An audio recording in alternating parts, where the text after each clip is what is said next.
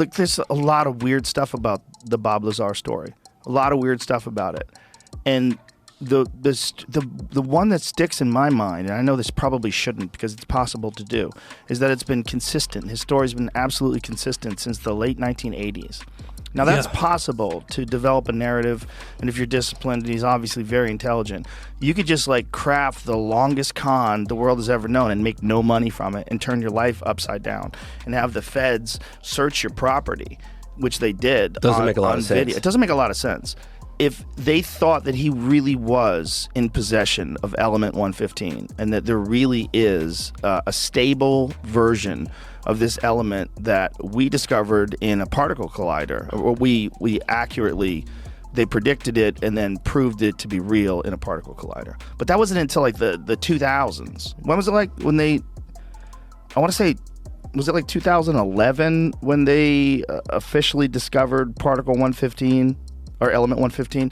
But this element, he said, was stable wherever these beings are from, and they use it to propel their craft through a means of bypassing normal propulsion systems with some insanely sophisticated method where they can pick points in space and they essentially just instantaneously traverse these points in space. I brought a photograph with me. Of course, I left it in the other room, but I'll bring it out at some point. And it was a guy named James Kibble. He's Australian. And it's about it's April 1966. And the reason why I'm bringing this up is because I did a segment on a landing case that happened at Westall in 1966, which is a suburb, Westall Primary School, which is a suburb of Melbourne. Shane Ryan did a film on it. I just covered a section of it in The Phenomenon.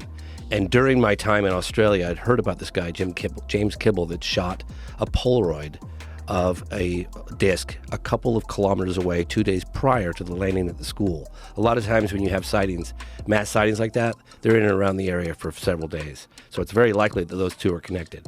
My point is this. According to James Kibble, and he's in the film, he said the disc was kind of coming down like this over his garden. And he had his Polaroid camera he was going to take pictures of. Were you doing the same wobbling kind of motion with your hand? I'm just telling you what he told me, yeah. Okay. He said it was kind of wobbling down like a leaf, kind of. And then he was like, holy shit. And he grabbed his Polaroid camera, and he said he did it so quickly, he smashed it in his face, and he split his nose open, but he snapped one shot. And he said what it did is it went like this. Which Turned sideways. The photograph that I have shows it sideways. And I'll show it to you. I scanned it from the original Polaroid. And then it shot off at an unbelievable rate of speed, according to him. Exactly how Lazar describes how these things work. That's exactly my point. And when I interviewed all the children, now adults, that watched this thing land at this Westall Primary School in 1966, they said the same thing. It was sitting on the ground. They got up to, I think, about 10 feet away from it, which is pretty remarkable when you talk to witnesses, especially that many witnesses. I mean, there were roughly 300 kids. I didn't meet all 300 of them in the playground when this happened, and including the science teacher, this guy Greenwood, which I got him on camera for the first time in history in The Phenomenon. And they said it got off the ground, and then it went like this. It turned like this. Turned sideways again. And then it shot off at a high rate. It's in the movie. You can hear all the testimony. It's the same thing. Yes. And I got a photograph of it like this. I'll show it to you. And no sound. A slight humming or buzzing sound. This is 1966. So, and I'm going to get to this later. We can go back to moment of contact. But I'm going to make the argument that some, and I cannot emphasize how many times we need to underline the word some, UFOs, UAP, originate from a non-human intelligence. And I'll start off in 45, and I'll take us up to modern day. Okay. Just a handful of cases that I have personally investigated. I have personally met the witnesses, gone to their houses, dating back to 45, 47, 52, 57, 55, 60s, 64, like all these cases, okay? So basically what I'm going to do is we know that the vast majority of these cases can be explained in conventional terms. All this noise about Chinese balloons and weather balloons, and that's all noise. It's obfuscation and noise. Yeah, we know that all that stuff exists.